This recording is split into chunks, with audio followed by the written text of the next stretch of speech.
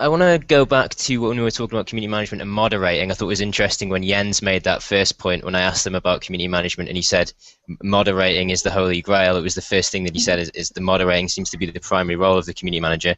I was having a little chat with Tom before this hangout, and we were talking a little bit about how it could be different.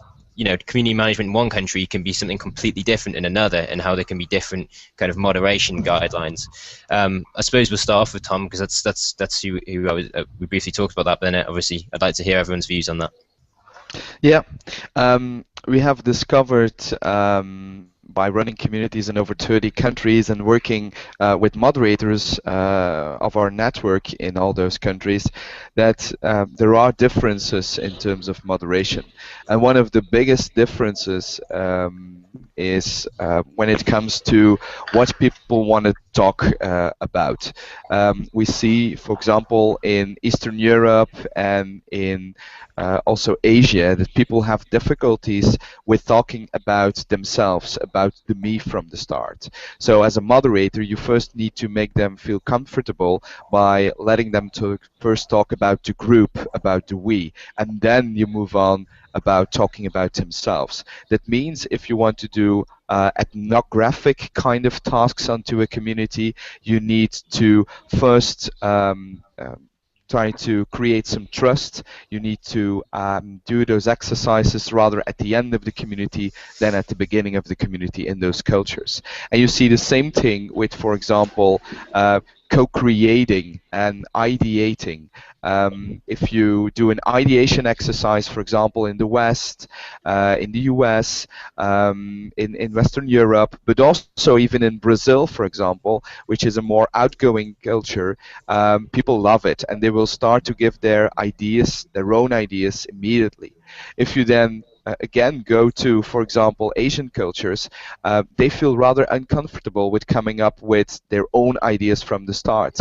So that means that you first need to show them what you already have, ask them to give feedback on that, and then you move on to what do you think? What would you do if you could start from scratch? There are just a couple of things. We also use a lot of gamification. We see in some countries they really love it. Within Europe, for example, the Spanish people really love gamification. We even add more gamification elements to the communities we run there. While in Germany, on the other hand, we slow it a little bit down. So on a whole range of levels, we see that as a moderator, you need to adapt your style, you need to adapt the way you engage with consumers, and you even need to adapt what you ask from them and the way you ask it.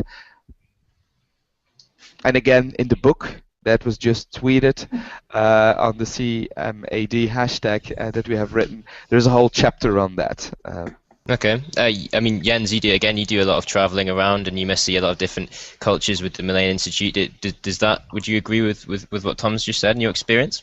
Yes, absolutely. I think from my personal experience and perspective, it's slightly different because the communities that we run as part of the events are always international.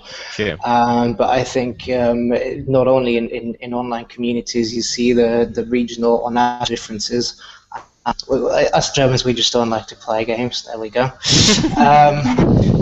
But the thought just came to mind on the North America event we run in 2 months' time on our qualitative conference series.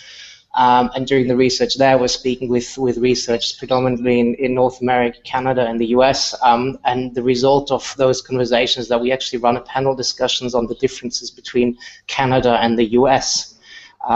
Just because people predominantly in Canada mention how different it is to do research in Canada versus the United States, and how a lot of their clients based in the United States sort of want to take the same approaches in Canada and then learn the hard way that it's a very different way of communicating and engaging with people there. So just a side point there.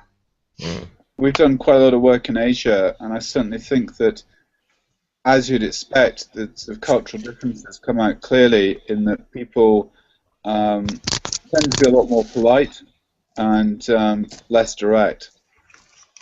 And I think that whatever market you run the community in, it obviously is going to reflect the local culture.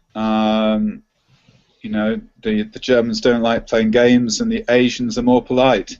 But you know, we could go on. And I'm from Scotland, so I'm opening that up for a lot of criticism.